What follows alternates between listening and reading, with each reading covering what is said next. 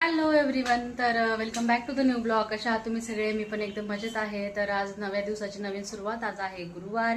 आज माझा उपवास आहे आणि साबुदाणा काय आज बनवणार नाही मी. आणि ब्लॉगची सुरुवात थोडी लेट करते, दुपारची करते. आता जस्ट स्कूलमधून स्कूलमधनं घेऊन आली आहे. ॲक्च्युली ब्लॉग लेट सुरुवात करायचे रिझन इज वॉट की माझा चष्मा तुटला. आता मी जस्ट नवीनच परत नंबरचा माझा बनवून आणलेला होता. तर तो तुटला आणि मग तो रिपेअर करायला मला जायचं. तर मी त्या टेन्शनमध्ये होती की रिपेअर होईल की नाही, कारण त्याची फ्रेम 5,000ची होती. तर एवढा महागडा चष्मा होता आणि मला त्याचं टेन्शन आलं की एवढी महागडी फ्रेम आणि महिना पण नाही झाला अजून त्याला घेऊन आणि तुटली. आता मी काय करू म्हणजे असं वेगळ्या टेन्शनमध्ये होती. पण कसं तरी मी स्पृहाला परत स्कूलमध्ये घ्यायला गेली. खूप कामं करून मी लोळली आणि मीच त्याच्यावरती लोळली. मला कळलं नाही की मी चष्म्यावर लोळली. असं तो वाकडा होऊन गेला. तर त्याचा स्क्रू आहे ना, त्या जे साईडच्या असे हे असतात ना, याच्यामध्ये स्क्रू आतमध्ये अडकून गेलाय. म्हणजे नवीन स्क्रू टाकायचा आहे पण आतमध्ये ऑलरेडी स्क्रूचा तुकडा अडकलाय. तर ते बोलले मला की म्हणजे स्पृहाला स्कूलवरनं घेऊन आली तर ते बोलले की टाकून द्या म्हणे. आता तुम्ही करून बघितलं पण त्यांनी बघितलं की स्क्रू आतमध्ये अडकलाय. तर तो मला बोलला की मॅडम तुम्ही टाकून जा आणि आम्ही फोन करू तुम्हाला की रिपेअर झाल्यानंतर. मग आणि त्यात मी असं करून ठेवलं. आता मला अर्धा तास झाला जाऊन, अर्धा पाऊण तास झाला जाऊन. आणि मी इकडे बघा बटाटे उकडायला ठेवले आणि एकदम छोटसा गॅस एकदम कमी गॅस ठेवून गेली होती. मीठ वगैरे टाकलं होतं. बटाटे मी काय केलं, कापून नाही ठेवले. अख्खे बटाट्याचे एवढ्या मिडियम साईजचे. म्हटलं बघू शिजून जातील म्हटलं बा येईपर्यंत. पण मला तिथे लेन्स कार्टमध्ये तितका वेळ लागला. लेन्स कार्ट मधनं चष्मा घेतलाय मी. तिथे तितका वेळ लागला. त्यात स्पृहा स्कूल सुटल्यानंतर परत तिथं असं प्ले एरिया आहे तर तिथे खेळली. तिथे परत 15-20 मिनिटं खेळली. त्याच्यानंतर इथे 15-20 मिनिटं लागले. बापरे, मला इतकं टेन्शन आलं होतं की माझे बटाटे जळून जातं का काय, पातेलं जळून जातं का काय, इतकं टेन्शन. आणि त्यात घरी आलं तर आमच्या दूधवाले दादा आम्हाला भेटले आणि आमच्या दूधवाल्या दादांनी आम्हाला खालीच दूध देऊन दिलं. तसे पण ते खूप घाईमध्ये असं पळतच जातात. दूध ठेवताना पळून जातात, दूध ठेवताना पळून जातात. त्यांचा चेहराच बघायला भेटत नाही. फक्त बिल द्यायच्या टायमिंगला मी त्यांना थांबून घेते, आवाज देऊन किंवा फोन देऊन सांगते की आज याल तर थांबून राहा, बिल द्यायचंय, तेव्हा ते थांबतात. असं आहे. मग त्याच्यामुळे काय होतं की त्यांची भेट नाही होत. पण आता भेटले मला आणि मग त्यांना विचारलं तुमच्याकडे गाई किती काय बस तसं. ते म्हणे माझ्याकडे 25 गाई, 10 म्हशी, चिल्ले पिल्ले 10-15 आहे म्हणे त्यांचे पिल्लं वगैरे. म्हटलं बापरे. आणि मग कोण करतं, तुम्ही जॉईंट फॅमिली का? म्हणे नाही आम्ही नवरा बायकोच करतो. म्हटलं वाव, मानलं पाहिजे तुम्हाला. एवढं सगळं बघतं तुम्ही, एवढं सगळ्यांना चारा वगैरे सगळं बघावं लागतं. तर म्हटलं अवघड काम आहे. तर बोलता त्यांना बोलली दादा म्हटलं कधी एखादी गाय म्हैस जणली तर आम्हाला खिरूच द्या ना, आम्हाला खिरूच खायचंय म्हटलं. तर तो म्हणे खिरूच का म्हणे. लगेच तिथे त्यांनी पिशवी बांधून ठेवलेली होती आणि ती पिशवी लगेच त्यांनी मला काढून दिली. बघा हे बघा एवढं. आणि आजचंच दूध आहे म्हणे, आजच जणली, आजचंच दूध आहे म्हणे ते. आणि तुम्ही मला सांगत जा म्हणे तुम्हाला जर खिरूच पाहिजे असेल तर. म्हटलं मागच्या वेळेस बोलली होती, त्यांच्या लक्षात राहत नाही वाटतं कारण खूप व्याप आहे. ते म्हणे रोजचं 110 लिटर दूध त्यांचं जातं. तर मग म्हटलं तसं.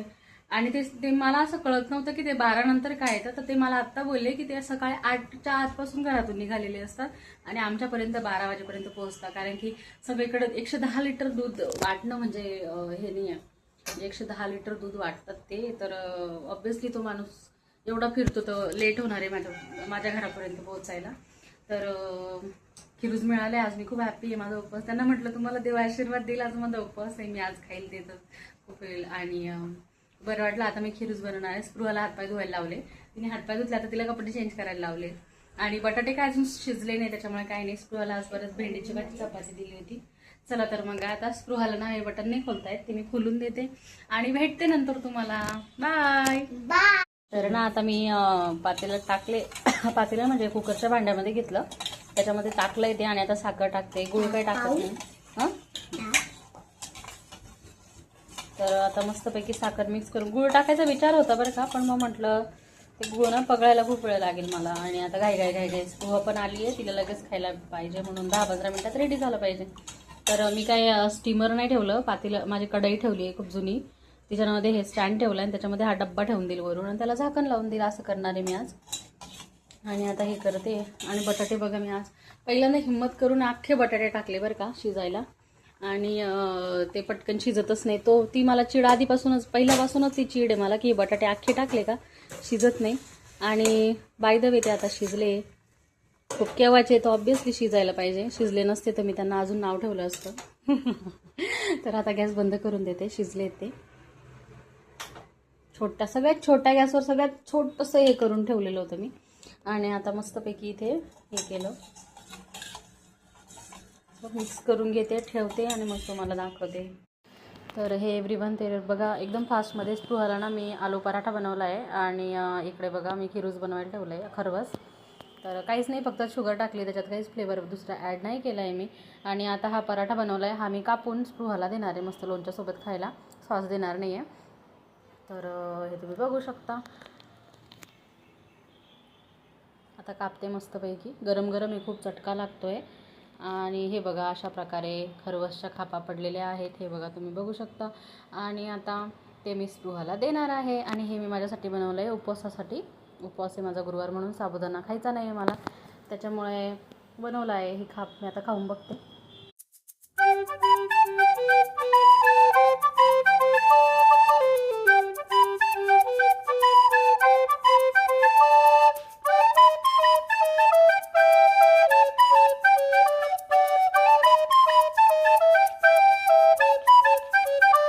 हे गाईस, तर ना आता जस्ट माझं जेवण झालं. पालकची भाजी बनवली होती अशी मस्त शेंगदाणा लावून पातळ, बाजरीच्या भाकरी बनवल्या होत्या, चपाती बनवली होती. आणि स्पृहाला मस्तपैकी चपातीचे तुकडे तुकडे करून द्यावा लागता. आणि रस्सा दिला, ती भाजी खात नाही, तर ती अजून जेवतेच आहे. आणि माझं जेवण झालं आहे जस्ट. पण मग मी आली आता किचनमध्ये, सगळं घेऊन आली, सगळं उचलून. आणि उरलेली जी पालक होती का, तर ती तुम्हाला माहिती पालक सडून जाते. तर मग माझ्याकडे एक ट्रिक करणार आहे मी आज, कारण ती उद्या वापरणार आहे मी, पण मग उद्या चपात्यांसाठी वापरणार आहे मी ती. तर मग मी विचार करते की ती तशी सडून जाईल, मग तिला वेस्ट वे काय का, मी तिला उकडून ठेवते, म्हणजे तिला शिजवून ठेवते. आणि शिजवून ठेवल्यानंतर उद्या मी ते ग्राइंड करेल आणि मग त्याला गव्हाच्या पिठात टाकेल, म्हणजे मग तिचा वापर होईल. नाही तर मी जर ती आता काही तिच्यासोबत केलं नाही तर ती उद्या खराब होऊन जाईल. तर मी तुम्हाला दाखवते कसं टाकलंय मी तिला फक्त स्टीम, म्हणजे थोडीशी नाही का अशी नॉर्मल सुकल्यासारखं असं तिला स्टीम करून तिचं पाणी काढून फ्रीजमध्ये एका डब्यात ठेवून देईल. आणि मस्त मग मला ती उद्या वापरता येईल. तर आता ठेवलंय मी ते उकळायला आणि बसलं, म्हटलं आता जरा ब्लॉगचे स्टार्ट करावा. ॲक्च्युली काय बनवलं ते दाखवायला ना मला असं ट्यूब नाही पिटली डोक्यात की दाखवायचंय तुम्हाला काय बनवलं ते, पण दाखवायला विसरून गेले मी. आणि भाजी वगैरे सगळं आवरून फ्रीजमध्ये ठेवून दिले आता. तर तुम्हाला आता पालक दाखवते मी कशी शिजवून घेते. हे बघा अशा प्रकारे तिला ना अशी हलवून घेते, म्हणजे उद्या मला ना चपातीचं पीठ मळायला मी मोकळी. आणि सडलेली पण नाही राहणार असं ते गिची गिची. आता ती कशी ना, तिची लाईफ थांबली आता इथे, नाही का, तिला आता तिच्यासोबत काही होऊ शकत नाही, ती सडणार नाही ना, कारण ती आता कच्ची नाही आहे, ती कुक आहे. हे पाणी काढून टाकेल मी तिचं, हे जे पिवळं पाणी दिसतंय का, तर हे. आणि काय झालं माहिती का, काल मी हा पूर्ण गॅस धुतला आणि गॅस धुतल्यानंतर दूध तापवलं. तर दूध तापवल्यानंतर पुन्हा असं पडलं होतं, ओतू गेलं. 2 दिवसापासून कंटिन्यू दूध ओतू जात आहे. ॲक्च्युली दॅट इज खूप चांगली गोष्ट आहे ती, दूध ओतू जाणं, पण असा पसारा होऊन जातो ना. तर मग काय झालं, दूध ओतू गेल्यानंतर आहे ना, मी ते लगेच धुतलं, कारण माझा गॅस धुतल्या गेला. तर मग ते गॅस धुतल्या गेल्यानंतर मग ते ओतू गेलं होतं, त्याच्यामुळे मग मी ना पटकन गॅस धुवून टाकला, दूध साईडला उतरून ठेवलं. त्याच्यानंतर आज सकाळचं दूध पुन्हा ओतू गेलं. तर मला ना खूप वैताग आला, म्हटलं मी ना आता जाऊ दे, म्हटलं मी काहीच करणार नाही. तर मग ते दूध उतरून ठेवलं तापलेलं. आणि त्याच्यानंतर जेव्हा कुकिंग वगैरे झाली का, ते असं काळं काळं झाले, ते आता मला धुवावं लागेल. आणि आज थोडेसे भजे पण काढले होते पालकाचे, मला आज खायचे होते. मी ऑइली खात नाही, पण मग आज मला ना खूप इच्छा झाली खायची, उपवास सोडायचा होता. आणि त्याच्यामुळे म्हटलं मी काढेल, तर मग घेतले 4-5 काढून माझ्यापुरते. आणि स्पृहा खात नाही भजे, माझी पोरगी अशी का बरे काय माहिती, लोकांना खूप. आता बाकीच्या मुलांना, म्हणजे बाकीच्या लोकांच्या मुलांना असं छोटं काही नाही का, आपण साजूक तुपातला शिरा म्हणा, भजे म्हणा, किंवा असं चांगलं चांगलं करून देतो बघा आपण छोटं की जे मुलांना आवडतं. दही भात म्हणा, मस्त दह्यामध्ये साखर, वाटीभर दही, असं आपण करून देतो. तर ते मुलं कसे खातात, तशी मी अजिबात लकी नाही. माझ्या पोरीला ना मोठ्या माणसांसारखं खायला आवडतं, माझ्या मुलीला असं गोडधोड काहीच आवडत नाही. तिला शिरा आवडत नाही, तिला तूप आवडत नाही. तिला तूप आवडतं, तूप नुसता चमचा करून खायला आवडतं खूप तिला, ते भगराळा लागतं म्हणून. पण तिने आजपर्यंत कधी आवडीने शिरा खाल्ला नाही, कधी गुलाबजामुन खाल्ले नाही, कधी गोड पुऱ्या खाल्ल्या नाही. तिला सगळं खारट आणि तिखट असं आवडतं तिला. तर त्याच्यामुळे काय ना, तर म्हणजे मला कळत नाही माझ्या मुलीसाठी काय बनवावं, काय इतकी इशू होऊन जातात तिच्यासाठी कुकिंग करायला. गोड फक्त चॉकलेट खाते आणि लहानपणापासून तिला लिटरली 6 महिन्यानंतरच्या मुलांना ना पेज, तिला जर गोड पेज बनवून दिली साखर टाकून का ती गोड पेज खायची नाही. आणि जर मीठ टाकून दिली का मग पोटभर खायची. म्हणजे कधी असं बाहेर नाही काढायची तोंडातून. गोड काढलं का लगेच बाहेर काढायची. मग ते आम्हाला कळून गेलं की ह्या बाईला गोड आवडत नाही. तेव्हापासून आम्ही तिच्यासाठी ना गोड बनवतच नाही, खारटच बनवतो. हे everyone, this is a day 2. तर आज आहे फ्रायडे, काल थर्सडे होता, काल उपवास पण होता माझा. आणि आता आहे शुक्रवार निमित्त काही स्वयंपाक करते मी तुम्हाला दाखवते. आता ना स्कूलवरनं घेऊन आली आणि कालचं थोडंसं फिरूज वगैरे दिलं तिला खायला, खापा पडलेल्या बर्फीसारख्या, आणि 2 अंडे उकडून दिले तर ती खाते आता. आणि आता स्वयंपाक बनवते आणि फिक्कीच बनवते भाजी. दाखवते तुम्हाला मी काय भाजी बनवते. ही बघा, ही बनते शिमलाची भाजी, फिक्की बनवते. हे बघा, तुम्ही बघू शकता खूप लाल लाल नाही दिसत आहे. इकडे पीठ मळायचं काम चालू आहे. इकडे ना ही ग्रेव्ही टाकायची. ग्रेव्ही म्हणजे ही दळलेलं कालचं पालकचं तुम्हाला दाखवलं होतं ना, हे शिजलेलं मी आता टाकणार आहे याच्यामध्ये. दळून घेतलं ते आता. आणि इकडे ना हा कुटते, कारण की माझं ना कुकरचं मिक्सरचं एक भांडं आहे ना जरा खराब झालंय.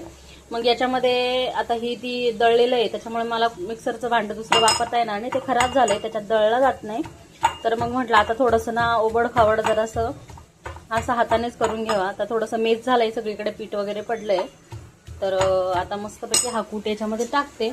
आणि सकाळी टिफिनला तिला ना दाखवते मी तुम्हाला, हा चिला असा दिला होता.